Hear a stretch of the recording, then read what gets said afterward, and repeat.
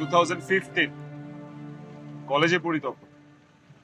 সবেমাত্র একটা নতুন ফোন কিনেছিলাম টিউশনির টাকা দিয়ে। হুট করে একদিন আমার ফোনে একটা মিস কল আসে, একটা আননোন নাম্বার। ফ্রি হয়ে যখন আমি কল ব্যাক করি, ওই পাশে যে কণ্ঠটা শুনতে পাই, সে মেয়েটাই শুনি। এটা ছিল ওর বাবার নাম্বার, আর আমি ছিলাম ওর রং নাম্বার। তারপর থেকে রেগুলার কথাবার্তা হতো। কথাবার্তা আস্তে আস্তে বন্ধুত্বে গড়ায়, বন্ধুত্ব থেকে প্রেম। তারপর হুট করে আমাকে ইংল্যান্ড চলে আসতে হয়। ইংল্যান্ড এসেও ওর সাথে আমার যোগাযোগ ছিল। ঝামেলাটা হয় যখন আমি ইউএসএ শিফট।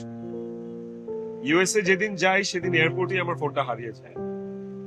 তারপর নতুন ফোন নিতে নিতে আমার 6টা মাস সময় লাগে। নতুন ফোন নিয়েই আমি সুমিকে ফোন দিয়েছিলাম, বাট ওর ফোন বন্ধ ছিল। জানা কয়েকদিন ফোন দিয়ে গিয়েছে, কিন্তু ওর ফোন বন্ধই ছিল, মানে ওর বাবার ফোন। তারপর থেকে আর যোগাযোগ হয়নি।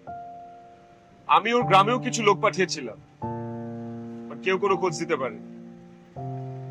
আর শেষ কথা হয়েছে সেটা অলমোস্ট 4 বছর। ও আচ্ছা আচ্ছা আচ্ছা আচ্ছা, আপনার নাম তাহলে শুভ, রাইট? হ্যাঁ, আপনি কিভাবে জানেন? বললাম না, সুমি আমার খুব ঘনিষ্ঠ বান্ধবী ছিল।